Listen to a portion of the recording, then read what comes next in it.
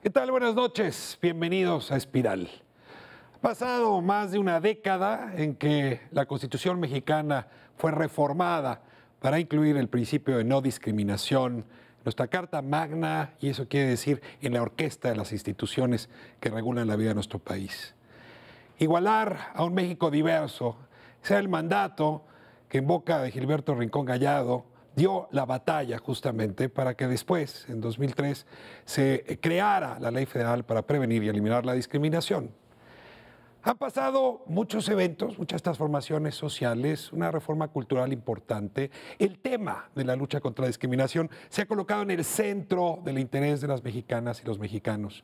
Hoy es difícil que pase un episodio de discriminación sin que sea señalado en redes sociales, en las leyes o por la propia autoridad. Estamos ahora ante la segunda ola de reformas en materia de lucha contra la discriminación. Recientemente ha ocurrido precisamente una reforma a esa ley que se aprobara en el año 2003.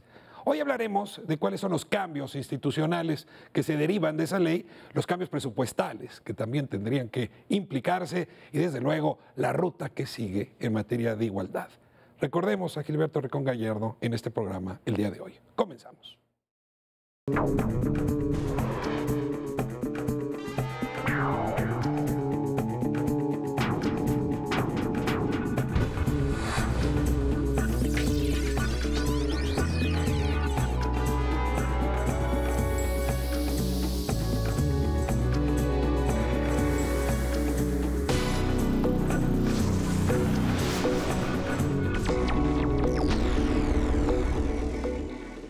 Cuando me ves, ¿a quién estás viendo? Si te digo que trabajo en un hogar haciendo la limpieza, ¿a quién sigues escuchando? Si te hablo sobre la discriminación en México, por ejemplo, que 4 de cada 10 mexicanos no estarían dispuestos a que en su casa vivieran personas homosexuales, ¿me tomarías en serio? Si te digo que tengo novia, ¿qué piensas de mí? Si te digo que 6 de cada 10 personas de minorías étnicas se sienten discriminadas por su origen, ¿importa? Que 1 de cada 4 personas justifica llamar a la policía cuando ve a muchos jóvenes en una esquina. Que 4 de cada 10 mujeres pide permiso o avisa para utilizar anticonceptivos. La discriminación por clase social, ¿Preferencia sexual? Género o edad son solo algunas de las principales causas de discriminación en México.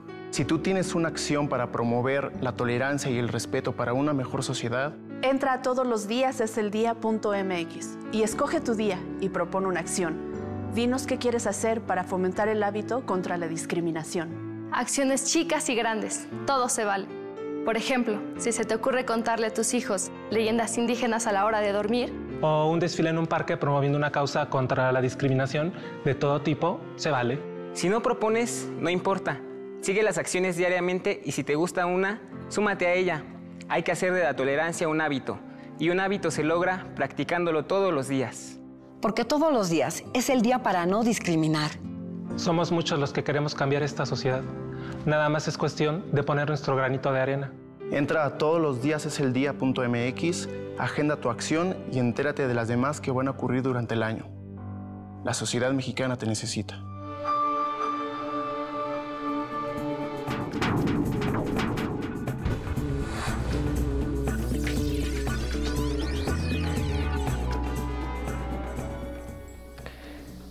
Pues abrimos nuestra conversación con invitados, tengo que decir que honran enormemente con su presencia Espiral. Les doy la bienvenida y como es tradición en el programa, les pido que ustedes se presenten. Senadora de la Peña, bienvenida aquí a su casa, Espiral. Muchas gracias.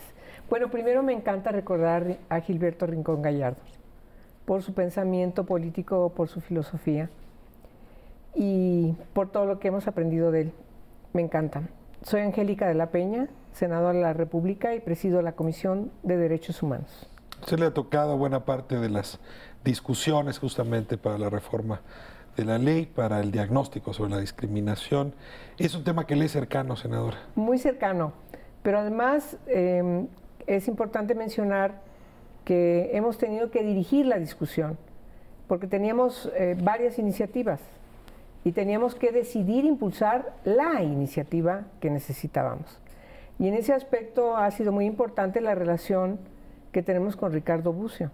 Si no hubiera sido así, entonces no lograríamos estar cumpliendo con nuestra función de escuchar, en este caso, a la dependencia que está encargada de garantizar que en México se prevenga, pero además se erradique la discriminación. Me da mucho gusto tenerla aquí, senadora. Muchas gracias. Y por la precisamente aquí está invitación. con nosotros Ricardo Bucio, que le ha tocado comandar justamente los esfuerzos de esta segunda ola de reformas y que parece, Ricardo, las cosas están saliendo bien. Me da mucho gusto tenerte aquí de nuevo. Muchas gracias. Están saliendo bien, el reto se va ampliando, va creciendo. Me parece que además cada día rebasa más no solo los límites, sino sobre todo la competencia del propio Consejo Nacional para Prevenir la Discriminación, lo cual es realmente lo que se busca en la reforma constitucional en materia de derechos humanos, ¿no? Como dices, me toca presidir ahora, hace 4 años justo el Consejo, y yo creo que estoy en este tema a raíz de que la vida me permitió hace casi 30 años comenzar a conocer grupos vulnerados en sus derechos.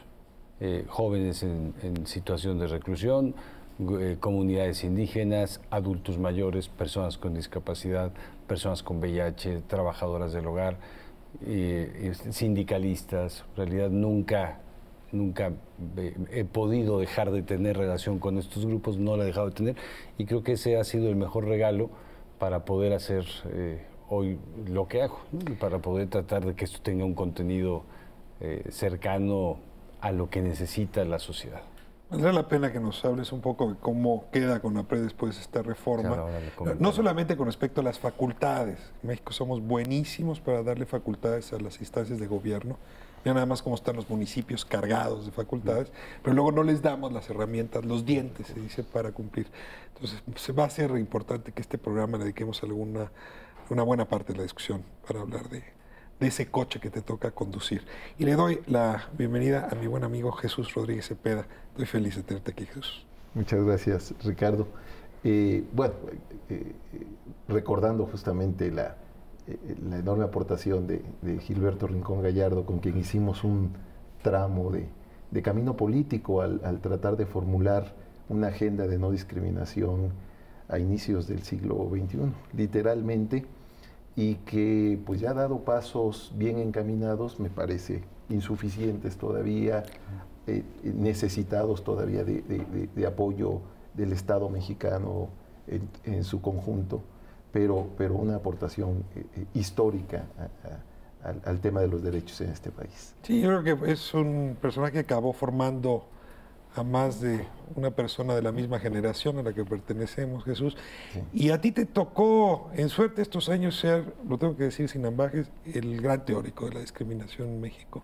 Me da mucho gusto poder tener un filósofo de tu tamaño y una mirada también sobre la práctica de las políticas públicas en materia de lucha contra la discriminación para poder completar esta Le tocó y le sigue tocando. Bueno, eso desde luego es un infundio, pero sí he tratado, de seguir y de alimentar la reflexión que es un tema que se nos vino encima a través de la legislación, a través de la institucionalización, y para lo cual necesitábamos categorías que fueran sobre la marcha, corrigiendo el proyecto. Entonces hemos estado tratando de hacer también una convocatoria intelectual que arrope el proceso político e institucional de la lucha contra la discriminación. Encabezas una red, por cierto, de investigadores sobre el tema. Encabezamos un grupo, convocamos una red de investigadores que ahora está en formación, que estará por dar su primer resultado en un primer libro de Estado del Arte, en el cual, por cierto, participas tú. Y debo cumplir con una deuda que no he cumplido. Que Ricardo Rafael fue quien planteó, recuerdo muy bien, en el año 2000, la necesidad de lo que llamábamos entonces una ley de derechos de minorías, que luego se fue perfilando como una ley antidiscriminatoria. Y lo que ha pasado en estos años es que hemos tratado de seguir en el nivel de la reflexión intelectual, pues el proceso político de la no discriminación. Entonces hay un grupo muy amplio de intelectuales comprometido con esto. Vamos a ver qué ha pasado en estos 10 años. Déjenme empezar con una broma, pero no era tan broma cuando ocurrió. En este país se decía que había mucha desigualdad, pero no discriminación. Y ya incluso en las bromas se decía que aquí no se discriminaba porque no había habido población afrodescendiente en México. Claro.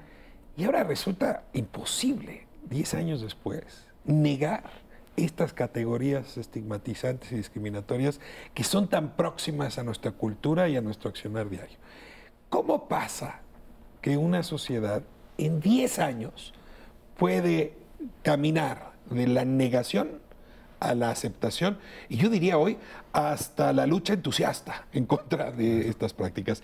Me gustaría, si me ayudan, Ricardo, Jesús, senadora, a traer a esta mesa los episodios que su cabeza les permita recordar, más significativos de estos 10 años en la lucha contra la discriminación. No sé por cuál episodio quieran comenzar, pero será interesante abrir esa conversación.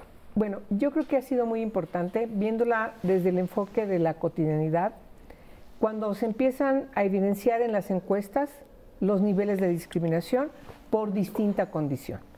Antes de que se reforme la Constitución en 2001, en donde se dio una gran discusión en el Senado de la República para configurar el principio de no discriminación, en el artículo 1 constitucional, había un trabajo muy importante desde este germen que efectivamente conducía a Gilberto en la época del sexenio de Fox, en donde se planteaban cómo había discriminación hasta por la forma de vestir, por donde vivías, por edad, no solamente por tu color de piel, como tú mencionas, también la discriminación por condición de género. Es decir, México entra a una etapa muy importante en donde las organizaciones que luchaban contra la discriminación empiezan a articularse.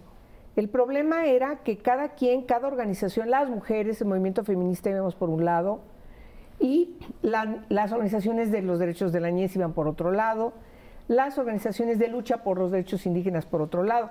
Entonces yo creo que el gran cambio que se da en el país es cuando todas estas organizaciones, solamente por mencionar 3 grandes, se empiezan a articular. Y entonces vemos que no se trataba de una minoría, Jesús, sino se trataba... Por eso abandonamos exactamente ese lenguaje todos, pronto. Y perdonen que recuerde a Alessandro Barata, todos aquellos y aquellas que no forman parte de ser este grupo de hombres mayores de edad, ahí vamos quedando discriminados las mujeres, las niñas y los niños, blancos, todos los demás que no son blancos, que no somos blancos o blancas, y por supuesto propietarios. Y heterosexuales. Y heterosexuales. Claro. Cuando menos adentro del closet, ¿no? Porque nada garantiza lo otro, que es también el otro gran debate, ¿no? Es decir, la doble moral que configuraba cierto comportamiento que todo lo que no fuera eso, todos los demás estábamos discriminados, entonces no éramos minorías, ¿no? Este es un dato importante. En efecto, grupos que daban batalla desde trincheras muy distintas se dan cuenta que si unen esfuerzos, tienen frente a sí una batalla común y les costó trabajo entenderse, ¿no? Creo que ese es un episodio importante. Jesús, ¿qué otro? A ver, ¿por qué discriminación se vuelve un tema? Es decir, supongo que tiene que ver con algo más que moda, pues. Porque es una práctica de toda la vida en la sociedad mexicana. La discriminación. La discriminación. Lo que no tenía era un nombre y una posibilidad de ser identificada para darle precisión a esta forma de desigualdad y esta forma de exclusión, de sufrimiento y de agravio. La gran virtud de Rincón Gallardo fue darle un lenguaje político a una experiencia social compartida y que estaba muy fragmentada en la manera de presentarlo. Yo incluso cuando hablo con los alumnos sobre el tema de discriminación, les digo, ¿no se han dado cuenta que en los últimos años cada vez menos gente dice discriminar? Porque hemos hasta regularizado el término, ni siquiera... otro tema es la corrección lingüística, pero ni siquiera importaba si se pronunciaba como se tenía que decir. No me discrimines. No me discrimines. Ahora hasta se ha precisado el uso precisamente porque ya somos capaces de... no se necesita hacer una evaluación tipo CONAPRED precisa, jurídica, etcétera, pero tenemos ya la posibilidad de que nuestras percepciones de la desigualdad de trato las podamos representar o identificar con la idea de discriminación. Es una coincidencia azarosa que la pluralidad política y el surgimiento de la lucha contra la discriminación hayan aparecido al mismo tiempo. ¿Podría no haber sucedido así? Yo creo que por lo menos en una vertiente sí. Sí hay pero hay una relación, no es una relación azarosa. En una vertiente muy específica, el discurso oficial del Estado mexicano frente a las agencias de Naciones Unidas, por ejemplo, era de que en México no existía discriminación. Por dos razones centrales. Primero, porque se asociaba discriminación solo con discriminación racial, de tal manera que se hacía invisible todas las otras formas y prácticas de discriminación. Y se desconocía la discriminación hacia los indígenas. Y luego se asumía que el gran triunfo cultural o etnocultural del Estado mexicano es el milagro del mestizaje. Este es un país mestizo que además honra sus raíces indígenas y por lo tanto, si juntamos los dos elementos, solo es discriminación, la discriminación racial, pero de esa no hay en México. La conclusión, y eso lo exhibía México en los foros internacionales, es que tenemos otros problemas, pero discriminación no. ¿Qué cambia en el seno del Estado mexicano, Ricardo Bucio, para que tengamos que aceptar nuestra realidad, es decir, que somos profundamente discriminatorios? Me parece que México vivió en las últimas décadas del siglo pasado, los 80s y los 90s, un proceso de reconocimiento parecido al que vivieron otros países y al que vio el sistema internacional de derechos humanos. Es decir, reconocer que con la conformación del Estado, de los estados democráticos y el reconocimiento de los derechos generales que se hizo en México en el siglo pasado, el derecho a la salud, a la educación, al trabajo, hubo al final del siglo pasado una serie de grupos de población que quedaron fuera del ejercicio de esos derechos o quedaron desaventajados totalmente, ¿no? Ese es el principio por el cual se hace la Convención para la eliminación de todas las formas de discriminación a las mujeres, la Convención de los Derechos del Niño, incluso la Convención para la eliminación de todas las formas de discriminación racial, ahora la de discapacidad, pero al mismo tiempo en México se va haciendo un proceso de reconocimiento de estas desigualdades desde una perspectiva aún no de derechos y se empiezan a hacer las leyes específicas para grupos de población específicas y las instituciones, cientos de instituciones en el país dedicadas a derechos de las mujeres, a pueblos indígenas, a personas con discapacidad, ahora a personas migrantes, etcétera, etcétera. Creo que se busca resarcir esta desigualdad que no logró en la conformación del Estado-Nación, porque cuando se vislumbró el reconocimiento de la generalidad no se tomó en cuenta la especificidad. La frase de Vasconcelos es clave en eso, ¿no? Sí. Había una sola raza, se expresaba por un solo espíritu. Ahora, el tema es que ese reconocimiento de que existen los grupos en particular y que tienen necesidades particulares, tenía todavía esta perspectiva, no fraseada así, pero de minorías, ¿sí? De darle acceso a derechos, a servicios a las minorías. Ahora, lo que ha pasado en la última década no son las minorías y son sus derechos específicos, sino es la igualdad de derechos. Y ahora, desde la reforma del 2011, es la perspectiva de derechos humanos para todos. Ese sí es otro segundo cambio ya radical. Ahora, México ha tenido conciencia desde su fundación a propósito de la desigualdad, ¿no? Esta es la nación más desigual del mundo, decía Humboldt, ¿no? Sí. Molina Enríquez, ¿no? Clarísimo en su discusión sobre la desigualdad. Sí. Sí, este país tiene conciencia de desigualdad, pero no tiene conciencia de la discriminación. Me voy a corte y ayúdenme a entender cómo se puede tener conciencia de la desigualdad, pero no conciencia de la discriminación, y en qué ha cambiado también esa dinámica entre desigualdad y discriminación. Voy a corte. Igualdad.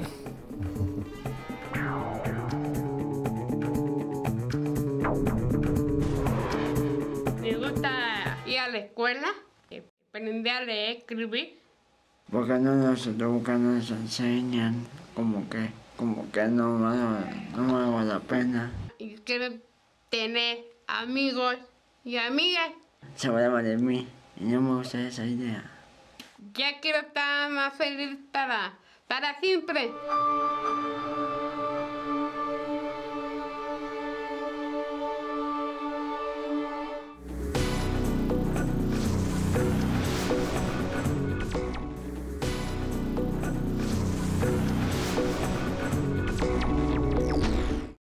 Estaba comiendo, se me ocurrió darle un beso a mi pareja y me corrieron del restaurante. Y no me dieron ningún argumento, de hecho me dijeron que las mesas de al lado habían solicitado que fuéramos expulsadas. Tratamos de negociar en ese momento, pero bueno, no solo de negociar, sino también de defenderte porque son tus derechos y no estábamos haciendo nada fuera del, vaya, nada malo, pero sí es una discriminación constante.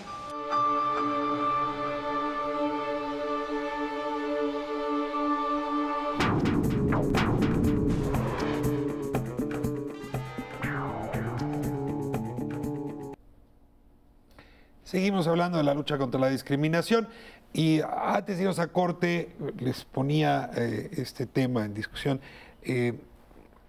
Tenemos conciencia de la desigualdad, pero no teníamos conciencia de la discriminación.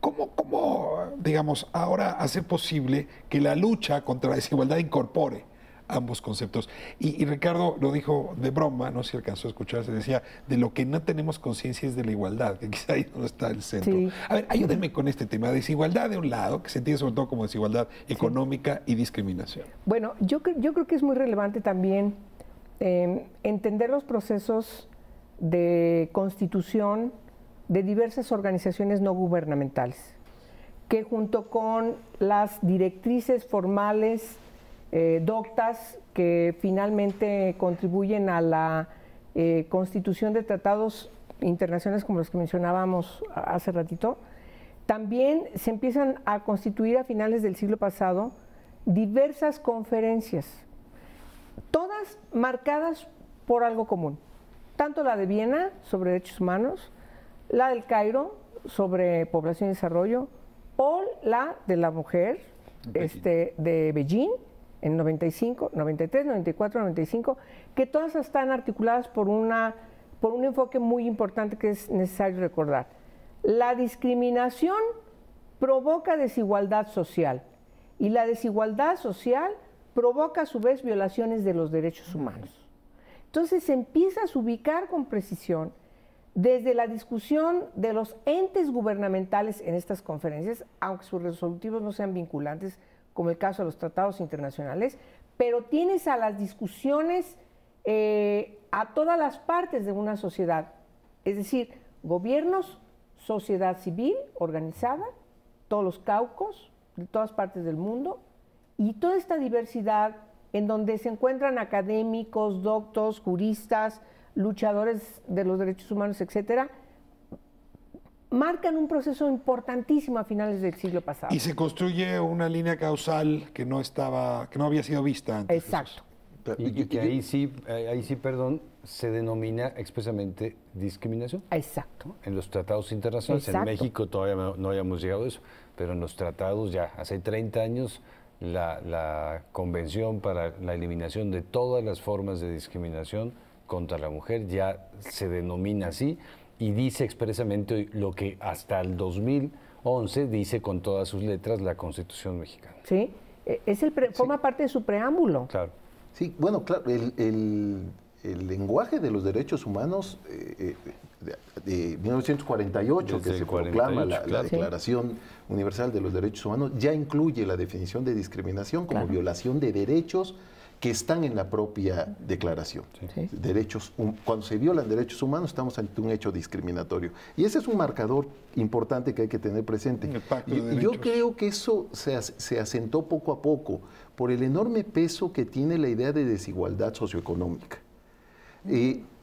Como si fuera la única verdadera, como si fuera la única que afecta realmente las expectativas de vida, la calidad de la experiencia de las personas. Y como si se provocara sin discriminación. Exactamente, como si fuera sola. Un fenómeno y como solo. si las exigencias de otro tipo de igualdad, la igualdad de trato, ¿no?, que es el equivalente a la no discriminación, fueran cosas que tuvieran que esperar a que se resolviera la desigualdad socioeconómica y por lo tanto fuera un tema de agenda de naciones muy desarrolladas que ya hubieran resuelto sus problemas socioeconómicos para entonces dedicarse a las florituras estas de clase media o de radical chicks, que es la no discriminación. Todo lo contrario, lo que las teorías actuales del desarrollo, todos los estudios sobre género, cualquier estudio sobre grupos discriminados muestra que discriminación y pobreza o desigualdad socioeconómica son dos caras de un fenómeno muy complejo que es la desigualdad humana. Se has llamado hermanas siamesas. Son hermanas siamesas, en efecto, que constituyen el muy complejo tejido de la desigualdad. Y las políticas actuales del desarrollo muestran que no se puede combatir una sin combatir la otra. Claro. Yo recuerdo un poco textos que me tocó publicar a finales de la década de los 90 sobre la discriminación hacia personas homosexuales y me llovían críticas durísimas. Hoy tengo que decir que puedo escribir artículos del mismo tema y al revés, ¿no? Ya más bien hay aplausos, no recibo ese embate. Pero si hoy escribo un artículo en defensa de trabajadoras del hogar, me pasa lo mismo que me pasaba a finales de los 90. Es decir, hay ciertas luchas contra la discriminación que son muy aceptadas. Personas con discapacidad, mujeres, ¿no? Sí, pero hay otros temas que, esas sí son como florituras o merecerían otro tipo de atención. Insisto con esto, trabajadoras del hogar es que son uno de los grupos hoy más invisibilizados. Ricardo, ¿cómo viven esas, digamos, diferencias en las percepciones que tiene la población desde CONAPRED? Mira, yo creo que lo que dices lo expresa muy bien la encuesta nacional sobre discriminación en México del 2010.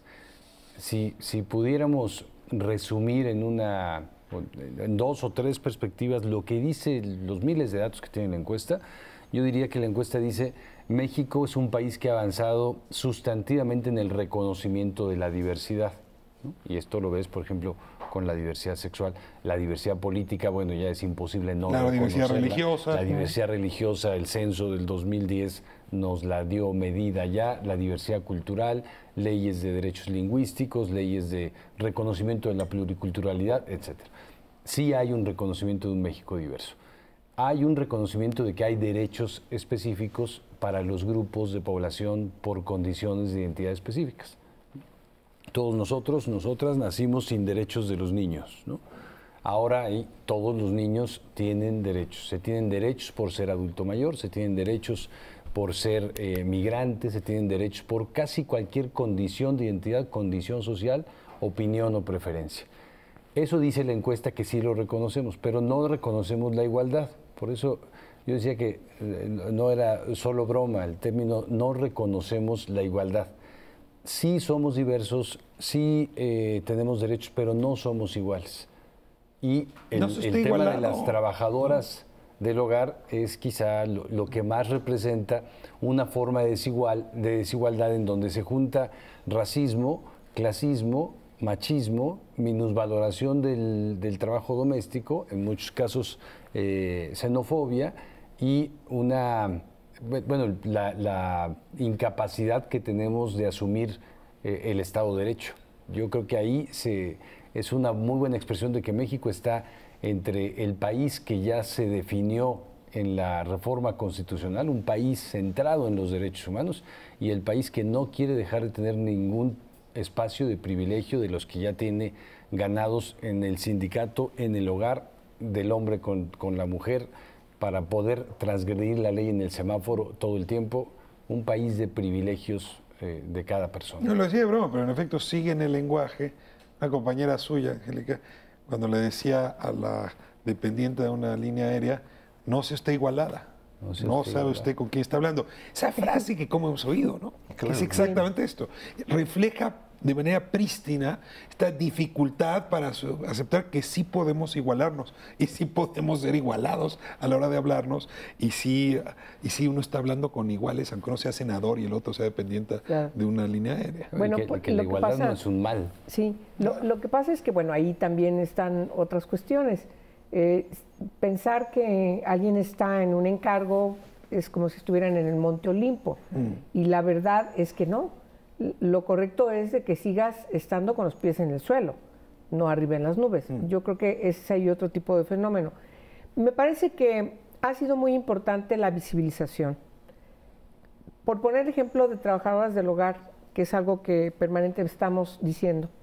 Y haciendo poco, ¿no? Decimos mucho, decimos poco. Hay algunas personas como nosotros que estamos haciendo mucho, a veces un poco solos o solas, pero puedo encontrar empatía en alguna colega que me dice, sí, es verdad, pero cuando se refiere, sigue siendo la muchacha cosas que son comunes, ¿no? Entonces dices, no has entendido nada. Que es casi de la familia y por eso la maltratamos. No es de casa de la familia, porque no come lo que cocina, no se sienta a la mesa.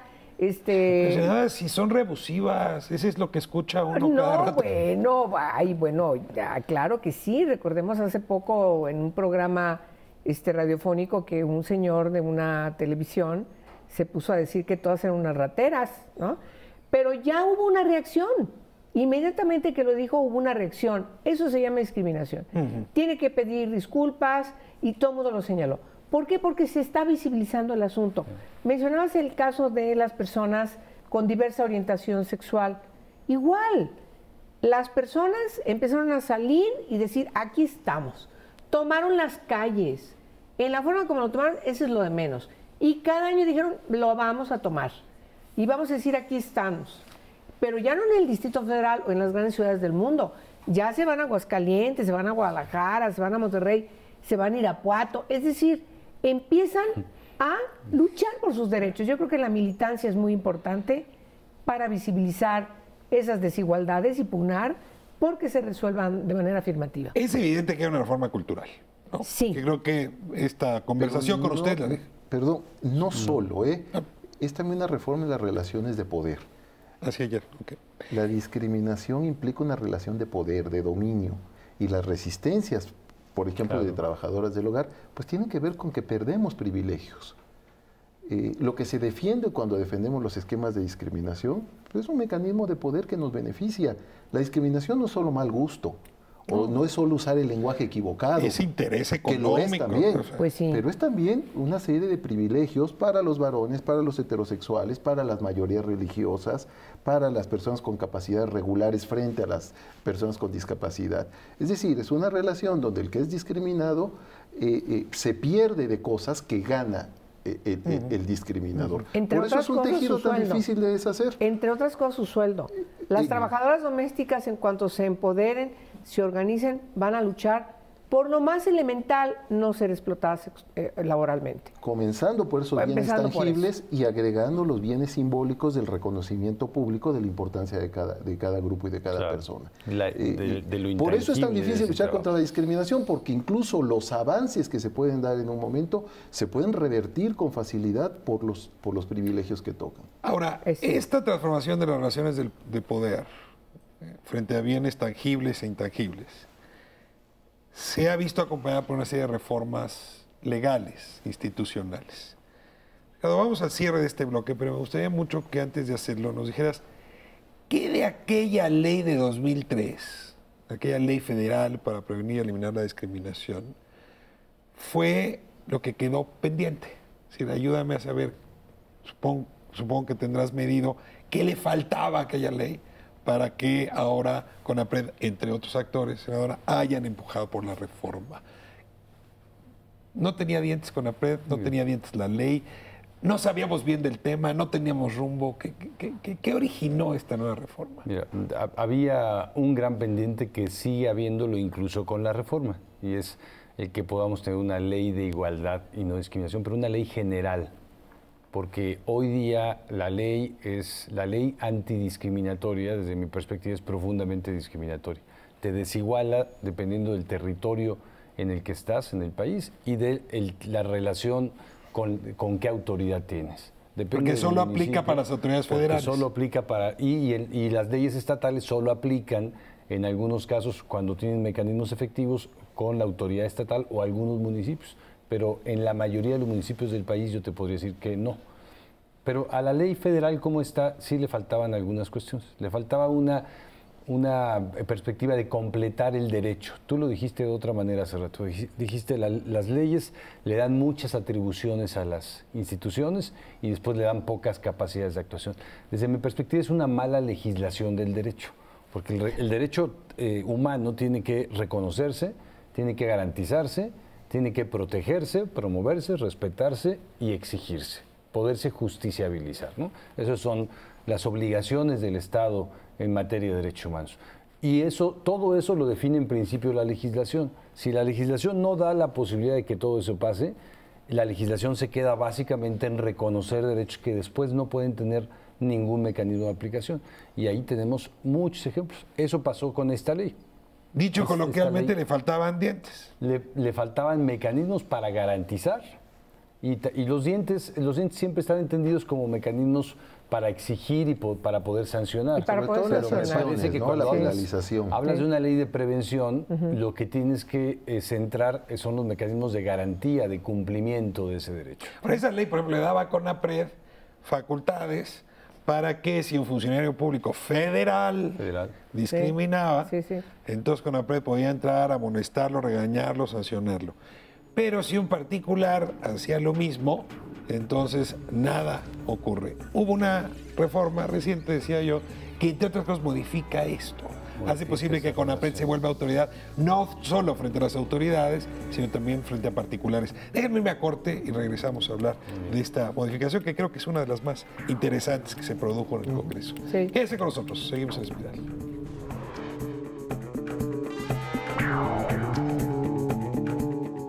Bueno, yo soy una persona que desgraciadamente no llegué a mi escuela por no tener recursos.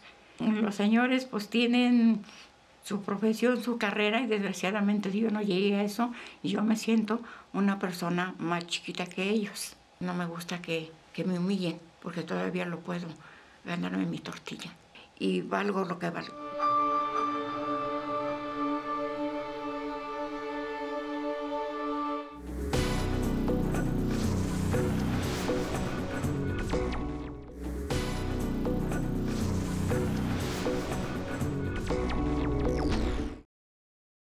No domino al 100% lo que es el castellano, porque ellos son de una lengua indígena, no dominan lo que es el castellano, sí, y los hacen menos. Merecemos respeto todos, sí, somos personas y somos humanos. Y yo puede ser que es a través de la educación se puede transformar.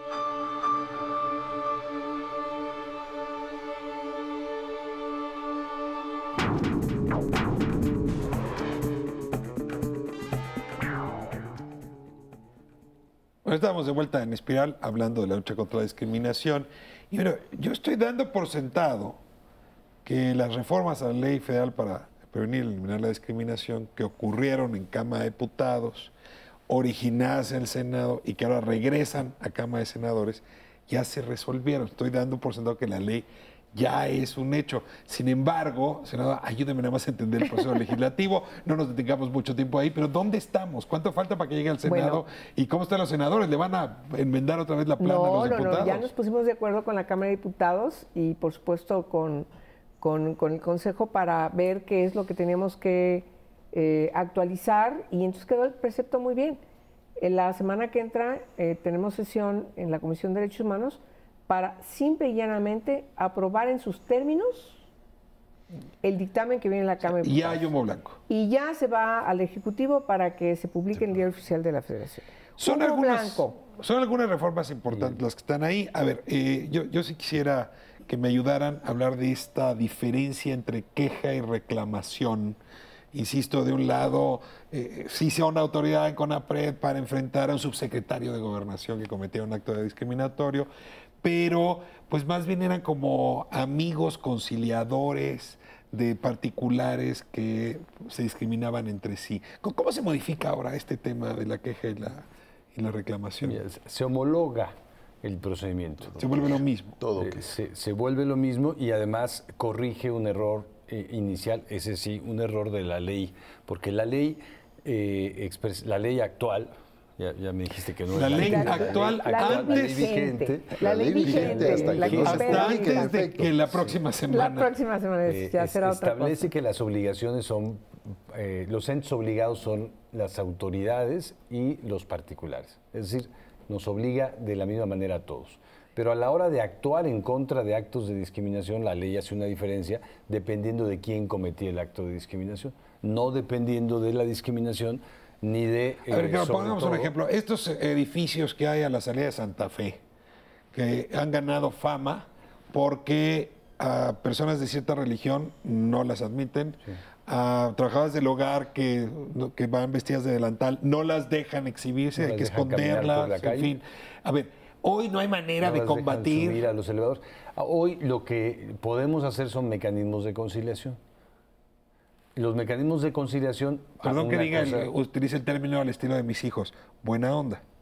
Mecanismos buena onda, sin dientes. Mecanismos sin dientes, pero mecanismos que a lo largo de 10 años lo que se han mostrado es efectividad. Sí, son efectivos. Porque tenemos más del 50% de los casos se resuelven a favor de los peticionarios cuando se trata de casos cometidos por particulares. O sea, igual que la Procuraduría del Consumidor, llamo a las partes, les pido que se pongan de acuerdo, que se pidan disculpas. ¿Cómo funciona eso? No, nosotros no somos mediador. Sí. ¿No? Nosotros somos un conciliador del lado de la víctima. ¿No? Eso le toca a un organismo defensor de derechos humanos. No es pónganse de acuerdo y lleguen a un arreglo entre ustedes. Nosotros somos un conciliador que está del lado de la víctima, defiende los intereses de la víctima. Evidentemente tenemos que comprobar que hay un acto discriminatorio y después de eso tratar de siempre buscar dos cosas. Es decir, el victimario te dice, no voy a reparar el daño, no me interesa negociar nada con esta persona. La ley vigente dice que si eres un particular, no podemos ir más allá. Ahí se acabó el asunto. Si una empresa corre a alguien por... Bueno, sucedió con Pepsi Cola, ¿no? Corrió a una persona por su identidad sexual y no hubo nada que hacer en CONAPRED, nada que hacer. Ahí no hay, ahora con no la hay reforma nada que que pasa. hacer. Bueno, hasta ahora no hay nada que hacer legalmente. Una cosa que sí decías al principio, la sanción social ahora está operando. ¿No? La sanción, y es una parte muy importante. La ley ahora nos da la posibilidad de actuar de la misma manera contra un particular que contra una autoridad federal. ¿Puedes obligar hoy a Pepsi Cola a tratar de una manera distinta a esta persona? Vamos a el mecanismo es primero va el proceso de conciliación.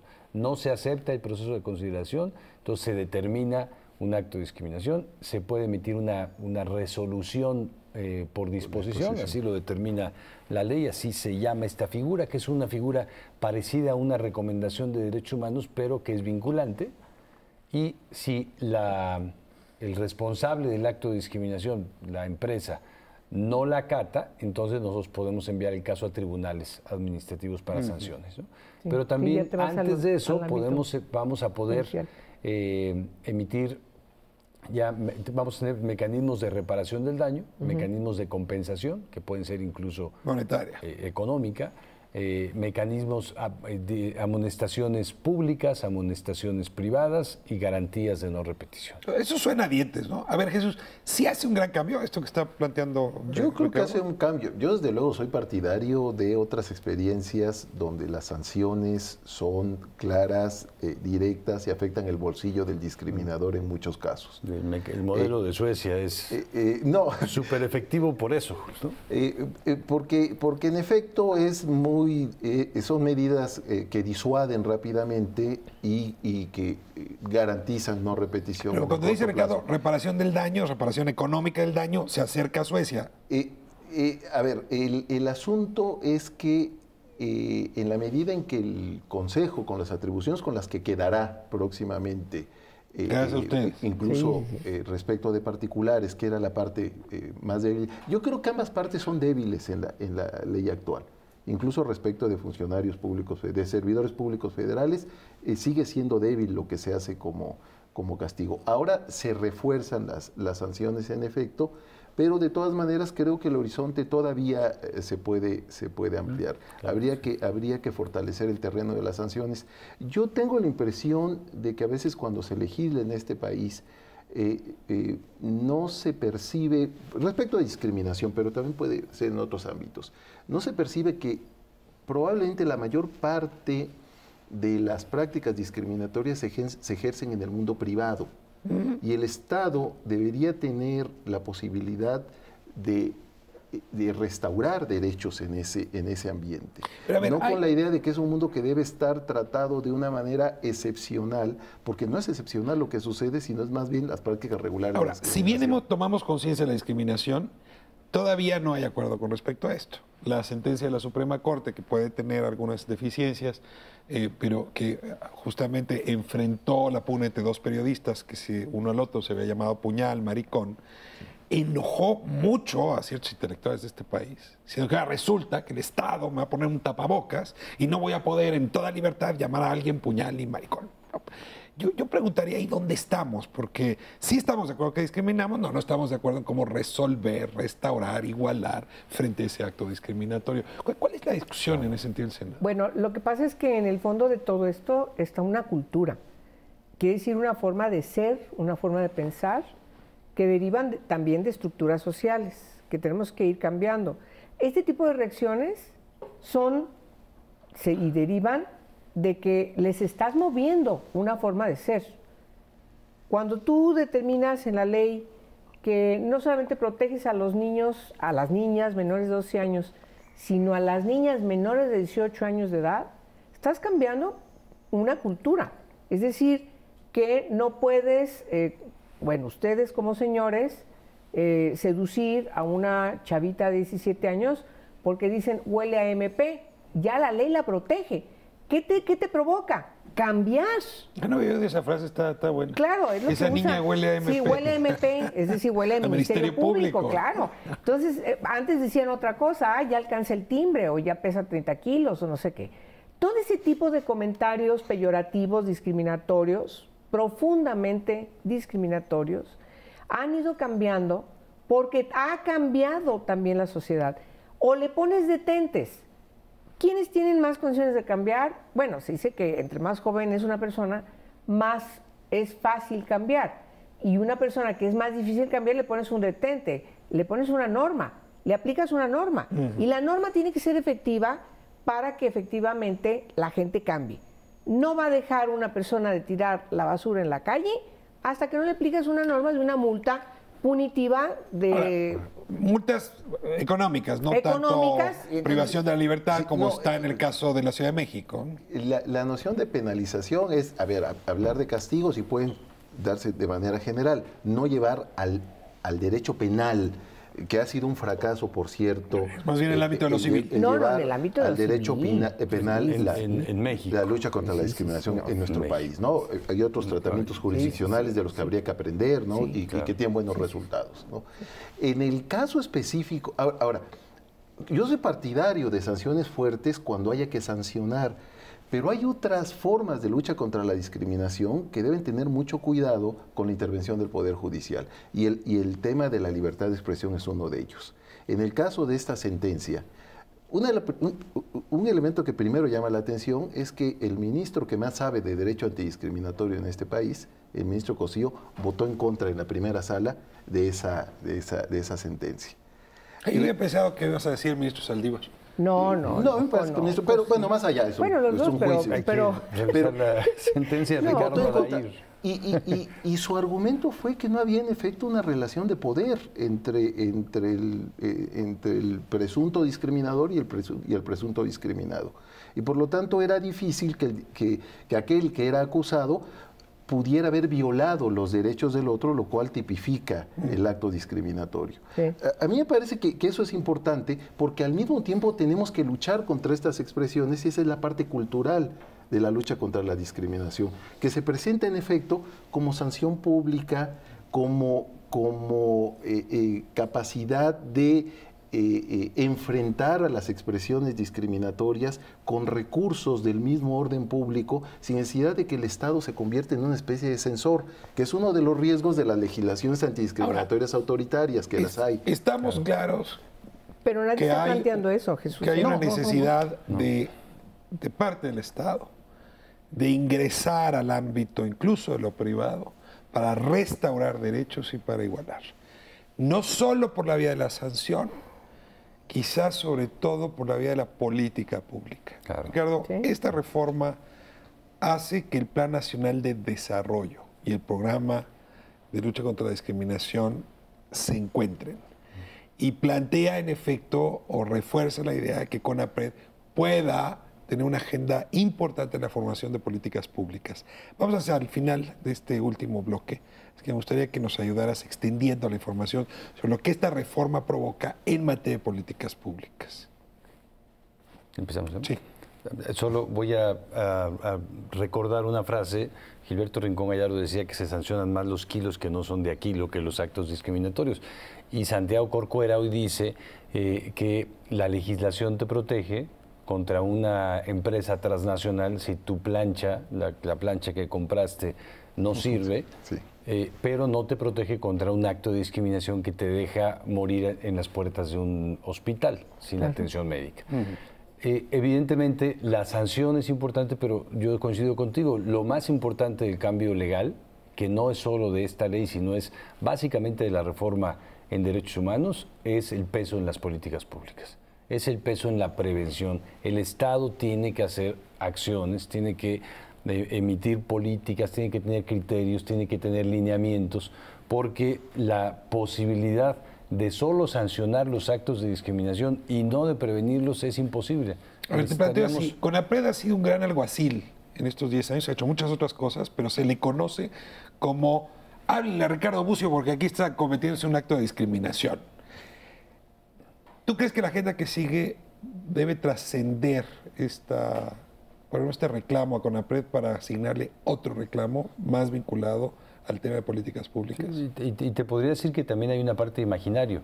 CONAPRED, en términos de recursos y de acciones, invierte 15% de su tiempo y presupuesto en atender las quejas. Invierte todo lo demás en los temas culturales, en los temas legislativos, en el diálogo con los congresos, con las iglesias, con las universidades, con los gobernadores, con los presidentes municipales. En eso invertimos la gran mayoría. ¿Tiene recursos suficientes para hacer eso? No, no tiene recursos suficientes. Es un problema serio. Es un problema serio. Decía el diputado Beltrones, si no le asignan presupuesto a CONAPRED, nada de esto habrá tenido sentido. Es un problema serio, pero el problema más serio es que no se asuma que todas las dependencias tienen que invertir recursos en eso.